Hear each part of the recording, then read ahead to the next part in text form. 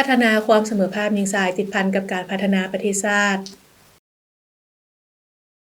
สบายดีท่านผู้ชมที่เคารพและรักแพงทุกท่านขอต้อนรับบรรดาท่านเข้าสู่รายการแม่หญิงลาว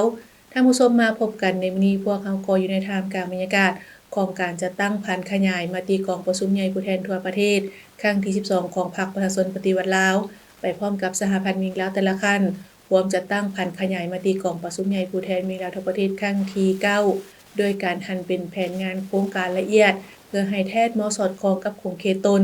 ติดพันกับการจัดตั้งปฏิบัติวาระแห่งชาติที่อยู่ในโครงเขตความรับผิดชอบของสหพันธ์หญิงลาวให้สำเร็จผลตามคาดหมายที่วางไว้ท่านผู้ชมลำดับต่อไปทางรายการจะนำเสนอท่านรับชมข่าวการเคลื่อนไหวที่พ้นเด่นของสหพันธ์หญิงลาวเป็นต้นคณะนำคันสูงศูนย์กลางสหพันธ์หญิงลาวพร้อมคณะสำเร็จการเคลื่อนไหวเยี่ยมยามแขวงกวางซีสป.จีนกองประชุมนำเสนอร่างแผนงบประมาณที่เอาใจใส่บทบาทหญิงชายในการจัดตั้งปฏิบัติแผนดำเนินงานแห่งชาติเพื่อความเสมอภาคหญิงชาย5ปีครั้งที่5พิธีปิดสุดฟูมโฮมครูฝึกภายใต้หัวข้อ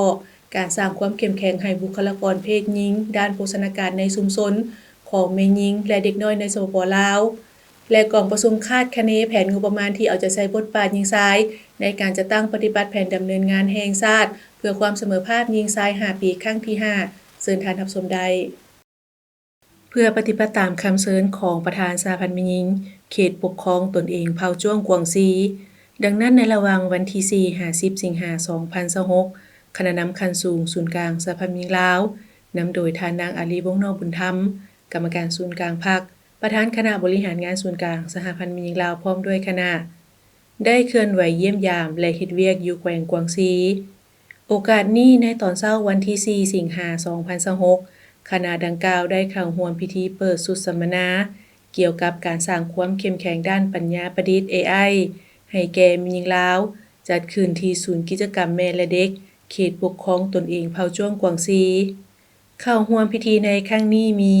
ท่านวงปโนศรีประเสริฐหัวหน้ากงสุลใหญ่แห่งสปป.ลาวประจำนครนานนิงแขวงกวางซีสป.จีนคณะนำสหพันธ์แม่หญิงเขตกวางซีผู้ต่างหน้าแม่หญิงกวางซีและต่างหน้าแม่หญิงลาวที่อาศัยอยู่นครนานนิงกล่าวเปิดสุดสัมมนาครั้งนี้โดยท่านางหูจงโบเลขาคณะพรรคประธานสหพันธ์แม่หญิงเขตปกครองตนเองเผ่าจ้วงกวางซีสุดสัมมนาดังกล่าวแม่นหนึ่งในกิจกรรมเฉลิมฉลอง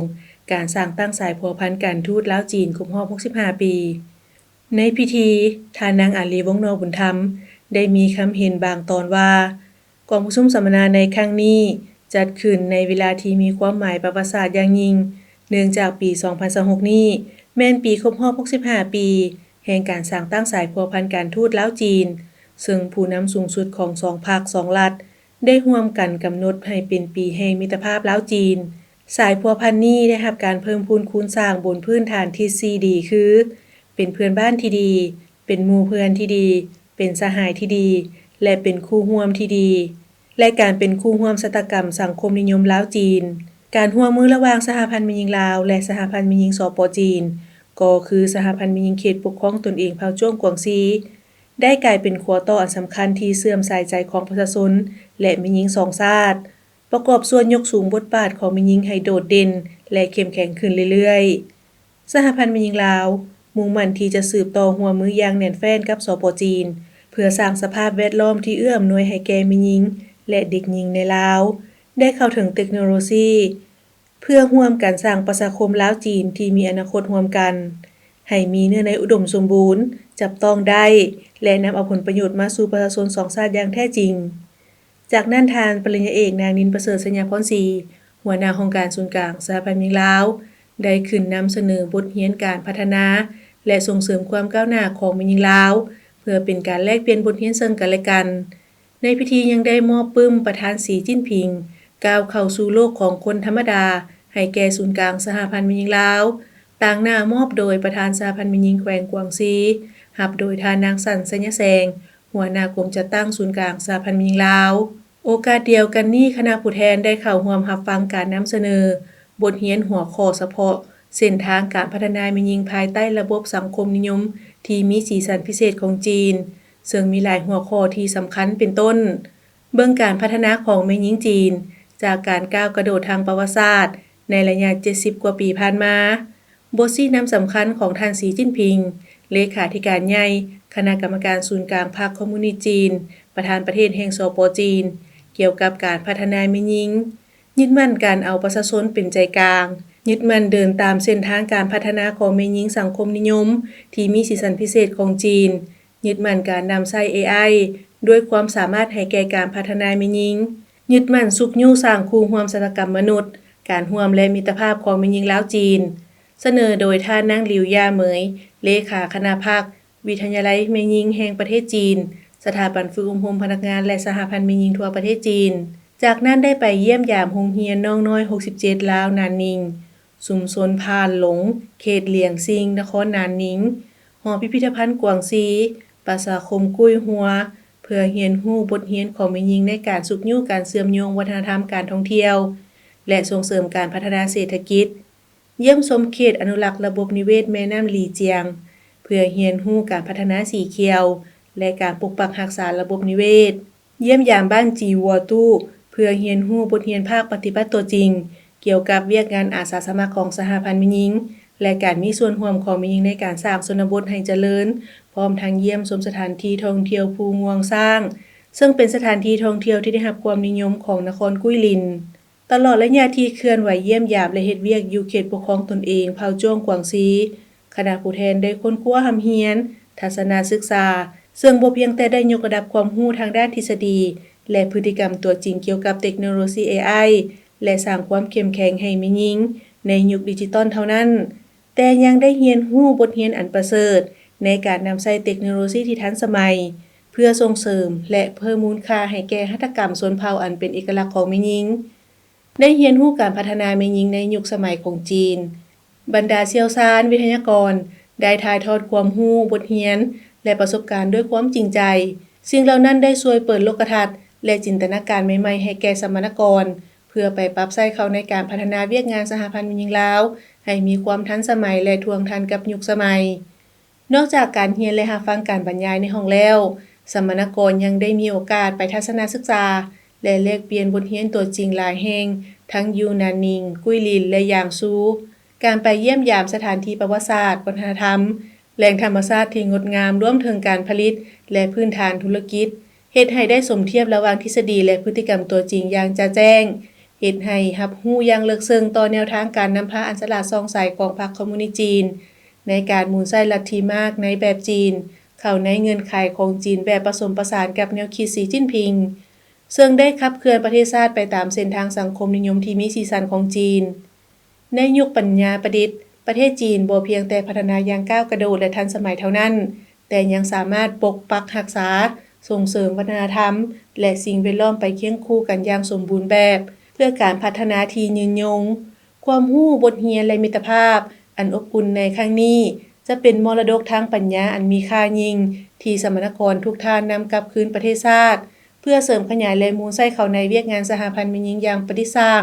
เพื่อยกระดับคุณภาพของแม่หญิงลาวและประกอบส่วนเข้าในการพัฒนาประเทศชาติให้เจริญก้าวหน้าวันที่6สิงหาคม2026คณะกรรมาธิการแห่งชาติเพื่อความก้าวหน้าของแม่หญิงและแม่และเด็กจัดกองประชุมนำเสนอร่างแผนงบประมาณที่เอาใจใส่บทบาทหญิงชายในการจัดตั้งปฏิบัติแผนดำเนินงานแห่งชาติเพื่อความเสมอภาคหญิงชาย5ปีครั้งที่5 2026-2030โดยการเป็นประธานร่วมของท่านนางพันธ์จินดาเล็งสวัสดิ์รองประธานคณะบริหารงานศูนย์กลางสหพันธ์แม่หญิงลาวรองประธานคณะกรรมาธิการแห่งชาติเพื่อความก้าวหน้าของแม่หญิงและแม่และเด็กและท่านแกมบิดกาบรีรักษาการหัวหน้าห้องการองค์การสหประชาชาติกองทุนสำหรับประชากรประจำสปป.ลาวมีผู้ต่างหน้าจากคณะกรรมาธิการเพื่อความก้าวหน้าของแม่หญิงแม่และเด็กบรรดากระทรวงองค์การต่างหน้าจากบรรดาสถานทูตองค์การจัดตั้งสากลคู่ร่วมพัฒนาและที่ปรึกษาด้านบทบาทหญิงชายและสิทธิมนุษย์ของการ UNFPA ประจำภาคพื้นอาซีแปซิฟิกและภาคส่วนที่เกี่ยวข้องเข้าร่วมกองประชุมครั้งนี้เพื่อเป็นการเสนอผลของการคาดคะเนแผนงบประมาณเบื้องต้นในการจัดตั้งปฏิบัติแผนดำเนินงานแห่งชาติเพื่อความเสมอภาคหญิงชาย5ปีครั้งที่2026-2030ที่ได้ผ่านการคาดคะเนและฝึกปฏิบัติตัวจริงในวันที่4และวันที่5สิงหาจากนั้นต่างหน้าจากบรรดาคณะการที่เกี่ยวข้องได้นำเสนอร่างแผนงบประมาณที่เอาใจใส่บทบาทหญิงชายในขอบเขตความรับผิดชอบของตนพร้อมนี้ผู้เข้าร่วมก็ได้ประกอบความคิดความเห็นแลกเปลี่ยนเพิ่มเติม ต่อกับร่างแผนงบประมาณที่ได้นำเสนอเพื่อให้มีเนื้อในสมบูรณ์ขึ้นโอกาสที่มีความหมายสำคัญนี้ทานนางพันจินดาเล็งสวัสดิ์ได้มีบางคำเห็นและเน้นบางเวียกจุดสูงคือคณะกรรมาธิการเพื่อความก้าวหน้าของแม่หญิงและแม่และเด็กบรรดากระทรวงองค์การต้องเป็นเจ้าการอย่างตั้งหน้าในการนำเอาร่างคาดคะเนงบประมาณที่ได้รับการปรับปรุงไปเชื่อมโยงเข้าในแผนงบประมาณประจำปีของคะแนนการตนเคียงคู่กับการปฏิบัติตามแนวทางของกระทรวงการเงินอย่างเข้มงวดห้องการคณะกรรมาการแห่งชาติเพื่อความก้าวหน้าของหญิงและแม่และเด็กให้สืบต่อสั่งร่วมร่างแผนงบประมาณที่เอาใจใส่บทบาทหญิงชายจากบรรดาคะแนนการเพื่อนำไปปรับปรุงให้แผนมีความสมบูรณ์แบบเพื่อเป็นบนอิงประกอบเข้าในสำนวนเอกสารแผนดำเนินงานแห่งชาติ5ปีครั้งที่5เรียกร้องให้บรรดาองค์การสหประชาชาติสถานทูตองค์การจัดตั้งสากลและคู่ร่วมพัฒนาจงสืบต่อให้การสนับสนุนและต่อเนื่องทางด้านเทคนิควิชาการการสร้างความอาจสามารถและด้านงบประมาณช่วยให้สปป.ลาวก็คือน้องแม่หญิงลาวบรรลุพันธะและคาดหมายการพัฒนาอย่างยืนยงในตอนบ่ายวันที่7สิงหาคม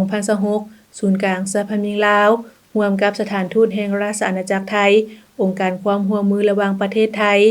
ได้ปิดศูนย์ฝึกอบรมครูฝึกภายใต้หัวข้อการสร้างความเข้มแข็งให้บุคลากรเพศหญิงด้านโภชนาการในชุมชนของแม่หญิงและเด็กน้อยในสปป.ลาวโดยการเป็นประธานร่วมและกล่าวปิดพิธีของท่านนางผาสุกวงศ์วิจิตรรองประธานคณะบริหารงานศูนย์กลางสหพันธ์หญิงลาวและท่านนางคองคณิตลักษณ์เจริญเอกอัครราชทูตผู้มีอำนาจเต็มแห่งราชอาณาจักรไทยประจำสปป.ลาว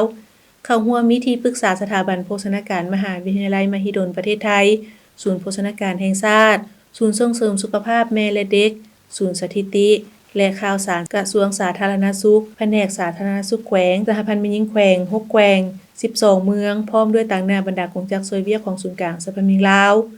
ศูนย์ฝึกอบรมได้ดำเนินเป็นเวลา5วันโดยผู้เข้าร่วมได้เพิ่มความรู้เกี่ยวกับการนำเอาความรู้เรื่องโภชนาการแม่และเด็กไปถ่ายทอดต่อส่งเสริมแนวทางปฏิบัติที่ถูกต้องเกี่ยวกับเวียกโภชนาการแม่และเด็กตั้งแต่ก่อนถือผ้าจนถึงการให้อาหารตามวัย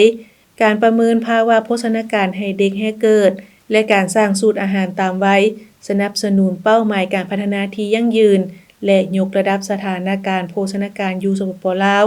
ซึ่งผู้เข้าร่วมได้ตั้งใจร่ำเรียนเอาทางด้านความรู้ทางด้านทฤษฎีฝึกปฏิบัติอย่างเต็มส่วนพร้อมกันสืบต่อจะตั้งปฏิบัติผันขยายแนวทางเวียกงานโภชนาการเข้าในแขวงเมืองของตนให้ได้รับผลสำเร็จตามคาดหมายที่วางไว้วันที่4สิงหาคม2026ห้องการคณะกรรมาการแห่งชาติเพื่อความก้าวหน้าของหญิงและแม่และเด็กจัดกองประชุมคาดคะเนแผนงบประมาณที่เอาใจใส่บทบาทหญิงชายในการจัดตั้งปฏิบัติแผนดำเนินงานแห่งชาติเพื่อความเสมอภาคหญิงชาย5ปีครั้งที่5โดยการเป็นประธานร่วมของทนางศรีวิไลพรหมมิสุขรองหัวหน้าห้องการคณะกรรมาการแห่งชาติเพื่อความก้าวหน้าของหญิงและแม่และเด็กและทนางอุปลาเดวีที่ปรึกษาด้านบทบาทหญิงชายและสิทธิมนุษย์ขององค์การ UNFPA ประจำภาคพื้นอาซีแปซิฟิกมีบรรดาคณะองค์การคณะกรมคณะแผนกและพนักงานหลักแหล่งต่างหน้าจากคณะกรรมาการเพื่อความก้าวหน้าของหญิงและแม่และเด็กบรรดากระทรวงองค์การทีมงานจากองค์การ UNFPA ประจำสปป.ลาวและภาคส่วนที่เกี่ยวข้องเข้าร่วมกองประชุมครั้งนี้จัดขึ้นเพื่อเป็นการทบทวนคืนแผนดำเนินงานแห่งชาติฉบับใกล้สมบูรณ์และยังเป็นโอกาสในการให้คำแนะนำด้านวิชาการเกี่ยวกับวิธีการคิดรายงบประมาณที่เอาใจใส่บทบาทหญิงชายพร้อมทั้งเป็นการสร้างความเข้มแข็งด้านความอาจสามารถให้แก่คสกมดก็คือคกมดและผู้มีส่วนร่วมจากแขนงการรัฐเกี่ยวกับวิธีการคิดรายงบประมาณและการนำใช้เข้าในการปฏิบัติตัวจริงด้วยการปรึกษาหารือด้านวิชาการเพื่อกำหนดกิจกรรมจัดตั้งปฏิบัติข้อสมมุติฐานด้านงบประมาณราคาหัวหน่วยและความต้องการด้านทรัพยากรที่จำเป็นได้คำนึงถึงการจัดลำดับความสำคัญการวางแผนงบประมาณและยุทธศาสตร์ด้านการเงินเพื่อสนับสนุนการจัดตั้งปฏิบัติแผนการให้บรรลุตามคาดหมายที่วางไว้กองประชุมจัดขึ้นเป็นเวลา2วันคือวันที่4ถึงวันที่5สิงหาคม2026โดยผู้เข้าร่วมได้เรียนรู้เกี่ยวกับความหมายและความสำคัญของการจัดสรรงบประมาณที่เอาใจใส่บทบาทหญิงชายฝึกทักษะที่เกี่ยวข้องการตรวจสอบหลักฐานข้อมูลพื้นฐานที่จำแนกด้านบทบาทหญิงชายการตรวจสอบภาระบทบาทของแต่ละภาคส่วนและการปรับเปลี่ยนแนวความคิดโครงการให้เป็นรายการซื้อเครื่องที่เป็นรูปธรรมเพื่อให้มีการคิดรายงบประมาณได้อย่างชัดเจนและรู้จักระบบที่เกี่ยวข้อง หรือการติดรหัสติดตามของกระทรวงการเงินฝึกการจำลองสถานการณ์ตัดงบประมาณอย่างมียุทธศาสตร์ฝึกทักษะการนำเสนอป้องกันงบประมาณบุญลิมสิทธิ์และการจัดสรรงบประมาณที่ท่านได้รับชมผ่านไปแล้วนั่นก็เป็นข่าวการเคลื่อนไหวที่พ้นเด่นของสหพันธ์หญิงลาวท่านผู้ชมจากนี้พักผ่อนกันก่อนแล้วจึงกลับมาพบกันในระยะถัดไปการใช้ความรุนแรงต่อแม่หญิงบ่แม่นปัญหาเล็กน้อยแต่เป็นสิ่งที่ทุกคนควรแก้ไขมันแม่นปัญหาของสังคมบ่แม่นปัญหาของบุคคลร่วมแรงร่วมใจแก้ไขทุกรูปแบบการใช้ความรุนแรงต่อแม่หญิงความรุนแรงต่อแม่หญิงสามารถเกิดขึ้นได้ทุกบอนทุกเวลาและกับทุกๆคนในสังคมบ่ว่าจะเป็นคนหังคนทุกข์การศึกษาสูงหรือต่ำทุกสาขาวิชาอาชีพความรุนแรงต่อแม่หญิงมี4ประเภทดังนี้ความรุนแรงต่อร่างกายความรุนแรงต่อจิตใจความรุนแรงทางเพศความรุนแรงต่อทรัพย์สินหรือเศรษฐกิจถ้าท่านพบเห็นภัยที่ต้องการความช่วยเหลือท่านสามารถรายงานต่อบรรดาการจัดตั้งที่เกี่ยวข้องอิงตามมาตรฐานการดำเนินงานการปกป้องและการบริการช่วยเหลือทางด้านสังคมแก่แม่หญิงและเด็กหญิงที่ถูกความรุนแรงในสปป.ลาวการปกป้องและการช่วยเหลืออันจำเป็นแก่ผู้ถูกก่อร้ายประกอบมี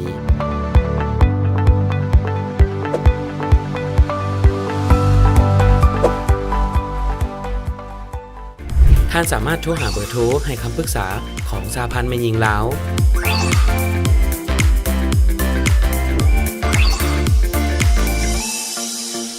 และสายด่วนศูนย์กลางสหพันธ์แม่หญิงลาว1362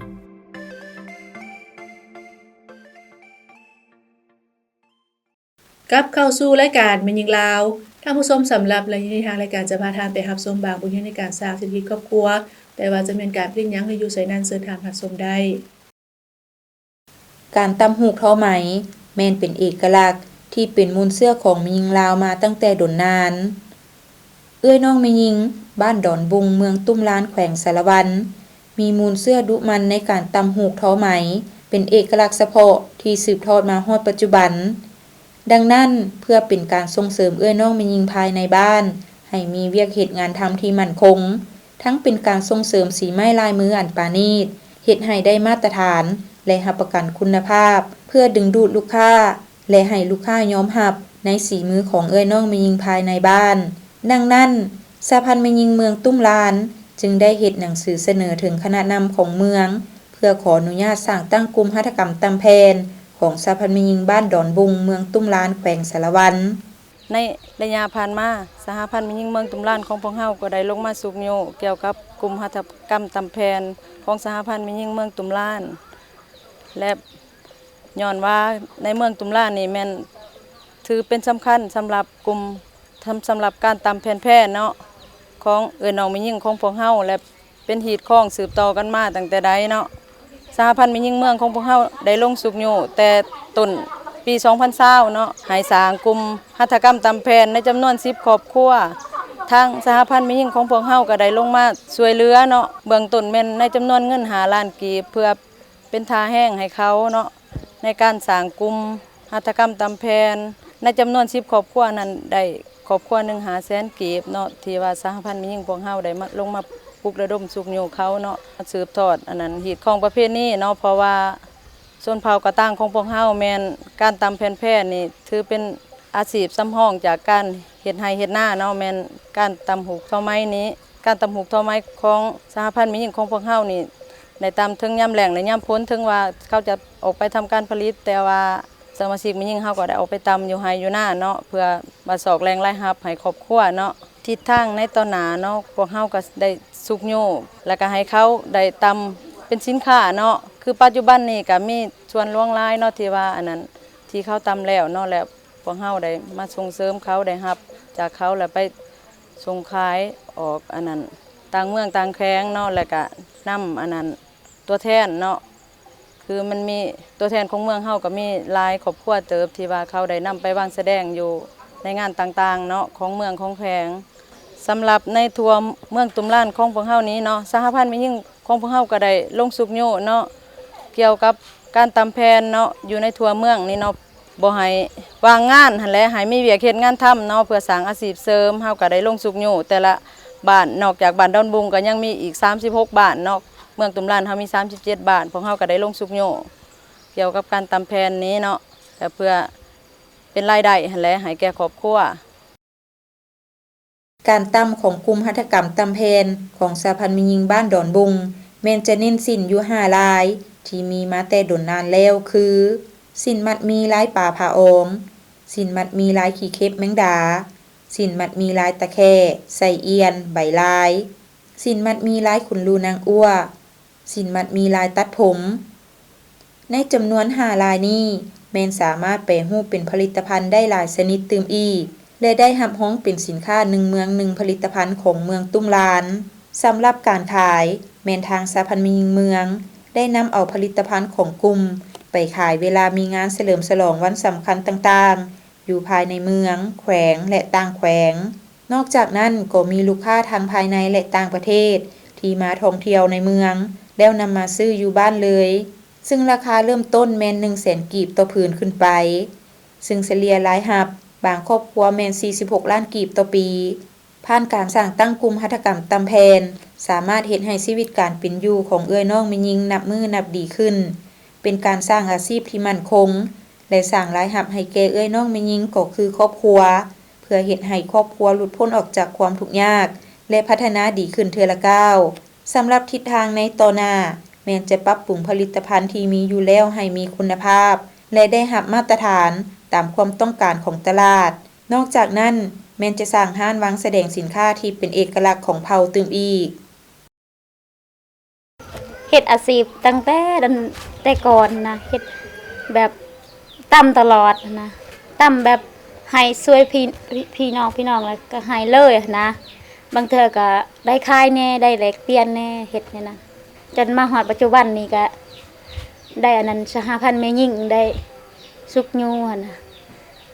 สุกยูให้ทุนมาก็เลยได้เอาสมาชิกประมาณ10คนนี่มาตำโดยแตกต่างหลายแบบว่าเมียเฮาแบบว่าเฮามีชีวิตกันเป็นอยู่นี่ก็ดีขึ้นกว่าเก่ารายรับได้สูงบ่ตอนนั้นครับก็คล้ายแบบว่าทำอิฐหั่นแบบไฟมันราคามันบ่แพงอะเนาะราคาบ่แพงอะนะตอนนั้นหั่นพื้นหนึง50,000บัดมาฮอดปัจจุบันนี้แสนป้ายต่อพื้นอันนะสมมุติว่าเฮาซื้อหั่นคันว่าเฮาสิไล่นั่นบ่ได้กำไรหั่นนะในนั้นนะหากก็พอได้เฮ็ดไปหั่นนะแบบว่าบ่มีเวลาเฮาเฮ็ดเวลาเฮาว่างเฮาก็เฮ็ดตอนนั้นโดยเวลาเฮาตามชิ้นนี้อุปสรรคแบบว่าเวลาเฮาย้อมนี่นะเฮาย้อมมันสีมันบ่ขึ้นหั่นน่ะ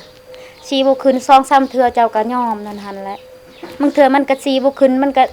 เป็นจังซี่แหละเห็นบ่นี่มันแตกนั่นนี่อีกอย่างเฮาก็มัดนี่มัดบางเทื่อคันเสือกบ่งามมันก็สีมันก็ซ้ำหมดหั่นนะแก่เวลาเฮาต้องย้อมใหม่ 2-3 เทื่อเฮาก็ย้อมอยู่หั่นแหละนั่นน่ะตอนมันเปลืองมันยุ่งหั่นยุ่งตัวเวลาเฮาย้อมมันบ่ขึ้นหั่นสมมุติว่าเฮาซื้ออันนั้นทงนึงหั่นน่ะซื้อหั่นเจ้าย้อมเทื่อนึงหั่นคันว่าติดดีหั่นเทื่อนึงก็ได้แน่อันนี้4-5เทื่อก็ย้อมนะคะแน่นั่นสีบ่งามก็ย้อมอยู่หั่นแหละ ที่ทานได้รับชมผ่านไปแล้วนั่นก็แม่นบางบทเรียนในการสร้างเศรษฐกิจครอบครัวด้วยการผลิตเป็นสินค้าเฮ็ดให้ครอบครัวนั้นหลุดพ้นออกจากความทุกข์ยากได้เทื่อละก้าวท่านผู้ชมจากนี้พักผ่อนกันอีกครั้งหนึงแล้วจึงกลับมาพบกันในสุดท้ายของทางรายการ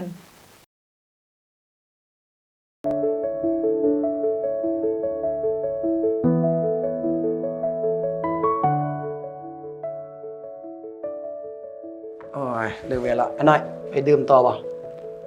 ไปนั่งดื่มต่อจักหน่อยบ่ ออกไปซะอีก บนเก่าหั่นล่ะบนเก่าเมื่อวานนี้ล่ะ มีผู้สาวเห็นบ่บ่อยากไป บ่พอดียังบ่อยากกลับนะเพราะว่าเมื่อวานนี้ไปกินเมาแล้วแบบกลับเมืองเฮือนเรามีปากเสียงกับลูกกับเมียหน่อยนึงก็เลยว่า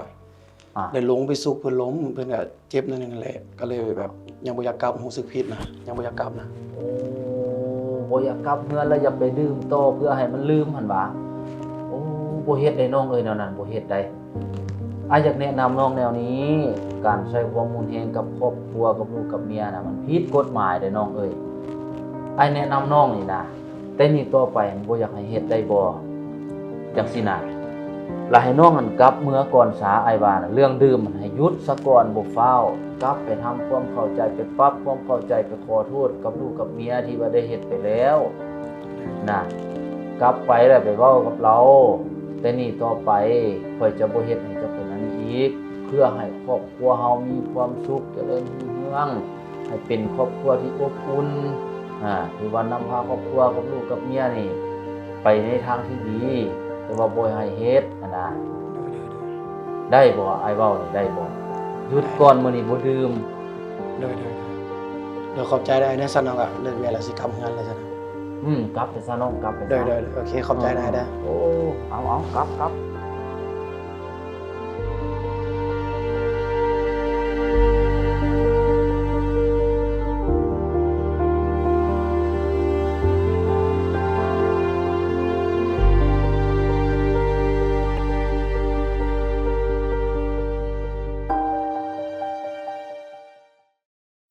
เข้าสู่ระยะสุดท้ายของทางรายการท่านผู้ชมสำหรับระยะสุดท้ายนี้ก็เป็นประจำเช่นเคยถ้าท่านผู้ชมท่านใดต้องการอยากมีคำคิดคำเห็นหรือว่าข้อตำหนิติชมอันใดท่านก็โทรศัพท์เข้ามาได้ตามเบอร์ที่ขึ้นอยู่ในหน้าจอขณะนี้และพร้อมเดียวกันนี้ท่านยังสามารถรับชมรายการนี้แล้วขึ้นหลังได้ทาง YouTube หรือว่าจะเข้าไปที่เว็บไซต์ของพวกเราที่ www.lawwomenunion.org.la ท่านผู้ชมการขยายแผนปฏิบัติงานภาคพื้นของอาเซียนเวียกงานสันติภาพแม่นยิงและความมั่นคงหรือ WPS ในแผนพัฒนาแม่นยิงลาวระยะ5 ปี 2026-2030 เสาข้ามที่ 2 การป้องกันแม่นการปรับปรุงขบวนการในการป้องกันความรุนแรงต่อแม่นยิงในสภาพวิกฤตการณ์ภัยพิบัติและบทบาทของแม่นยิงในการแก้ไขข้อขัดแย้งและการป้องกันวิกฤตการณ์ต่างๆซึ่งอยู่ในเป้าหมายที่ 4 ส่งเสริมการปกป้องสิทธิและผลประโยชน์อันชอบธรรมของแม่นยิงและเด็กต้านและสกัดกั้นการใช้ความรุนแรงต่อแม่นยิงและต่อเด็กช่วยเหลือแม่นยิงและเด็กให้เข้าถึงความยุติธรรมเป้าหมายที่ 7 ส่งเสริมสมาชิกสหพันธ์แม่นยิงลาวแม่นยิงลาวบรรดาเผ่าได้รับการพัฒนารอบด้านสร้างเงื่อนไขให้แม่นยิงเข้าร่วมและเป็นกำลังแรงในทุกขงเขตเวียกงานสามารถประกอบส่วนเข้าในขบวนการปกปักรักษาและพัฒนาประเทศชาติและเป้าหมายที่ 9 สร้างความเข้มแข็งในการบริหารคุ้มครองติดตามกวดกาและประเมินผลเวียกงานรอบด้านของสหพันธ์แม่นยิงลาวด้วยความห่วงใยจากศูนย์กลางสหพันธ์แม่นยิงลาวภายใต้โครงการพันขยายแผนงานอาเซียนเวียกแม่นยิงสันติภาพและความมั่นคงสนับสนุนโดยมูลนิธิเอเชียประจำสปป.ลาวและรัฐบาลประเทศนิวซีแลนด์ท่านผู้ชมไข้ยุงลายและไข้เลือดออกเป็นพยาธิที่อันตรายซึ่งมักระบาดในฤดูฝนพยาธินี้ติดต่อกันได้ง่ายและไวโดยมียุงลายเป็นพาหะนำเชื้อถ้าปิ่นปัวบ่ทันก็มีความเสี่ยงสูงที่จะเสียชีวิตดังนั้นทางรายการจึงขอให้ท่านผู้ชมทุกท่านเฝ้าระวังและสกัดกั้นพยาธิดังกล่าวด้วยหลักการ5 ป.คือป.ที่ 1 ปกปิดภาชนะบรรจุน้ำอยู่ในเรือนและนอกเรือนเพื่อบ่ให้ยุงมาไข่ใส่เช่นกระโปะกระป๋องอย่างติดรถกาวอื่นๆป.ที่ 2 เปลี่ยนน้ำในภาชนะเป็นต้นเตาดอกไม้ถ่านห้องติ่มตู้ถ่านห้องจอกป.ที่ 3 ปล่อยปลาหางนกยุงใส่อ่างเลี้ยงปลาเพื่อให้กินนอนน้ำยุงลายป.ที่ 4 ปรับปรุงสภาพแวดล้อมภายในเรือนและนอกเรือนเพื่อบ่ให้เป็นบ่อนเพาะพันธุ์ยุงลายและป.ที่ 5 ปฏิบัติเป็นประจำทุกๆอาทิตย์ท่านผู้ชมมาฮอดนี้เวลาที่ของทางรายการก็หมดลงเพียงเท่านี้ผู้ดำเนินรายการพร้อมโดยทีมงานรายการแม่นยิงลาวและท่านผู้ชมไปก่อนพบกันใหม่ในมื้อหน้าสำหรับวันนี้ขอขอบใจสบายดี